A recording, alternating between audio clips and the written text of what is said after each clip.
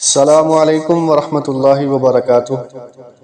آپ دیکھ رہے ہیں یوٹیوب چینل KMO، میں ہوں کاشف محمود۔ اللہ رب العزت نے ارشاد فرمایا، ان اکرمکم عند اللہ اتقاکم ان اللہ علیم خبیر، سورہ حجرات۔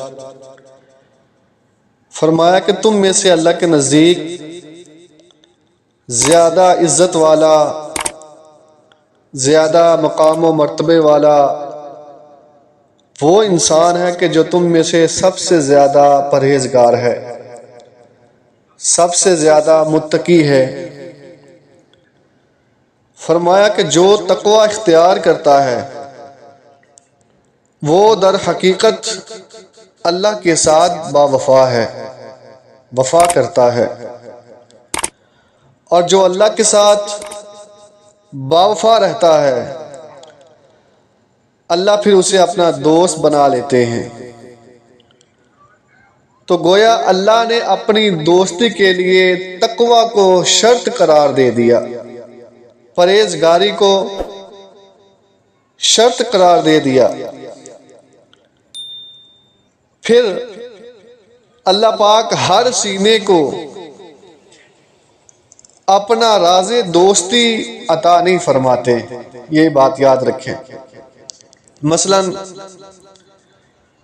اگر آپ کا کوئی دوست ہو اور اس کا اٹھنا بیٹھنا کھانا پینا آپ کے دشمن کے ساتھ بھی ہو، اس کے ساتھ روابط ہوں، تو آپ کبھی بھی اسے راز کی بات نہیں بتائیں گے۔ کیونکہ اس کے روابط ہیں، تعلق ہے آپ کے دشمن کے ساتھ، بلکہ صرف چائے پانی کی حد تک ہی آپ ظاہری دوستی رکھیں گے۔ اسی طرح جو انسان گناہ کرتا رہتا ہے، اللہ کی نافرمانی کرتا رہتا ہے، تو اللہ اس کے سینے کو اپنا راز دوستی عطا نہیں فرماتے۔ کیونکہ اس کی دوستی اللہ کے دشمن شیطان اور نفس کے ساتھ بھی ہے۔ نفس بھی انسان کا بہت بڑا دشمن ہے۔ شیطان کے بارے میں بھی اللہ نے فرمایا کہ وہ میرا کھلا دشمن ہے۔ تو پھر اللہ تعالیٰ اس کے سینے کو اپنا راز دوستی عطا نہیں فرمائیں گے۔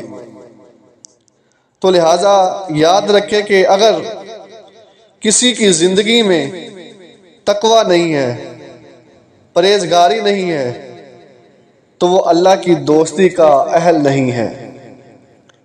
اہلیت کی شرط اللہ کی دوستی کے لیے وہ تقوی ہے، گناہ سے دوری ہے، گناہوں سے توبہ ہے، صلہ رحمی کرنا ہے، یتیموں سے پیار کرنا ہے، مسکینوں کو کھانا کھلانا ہے۔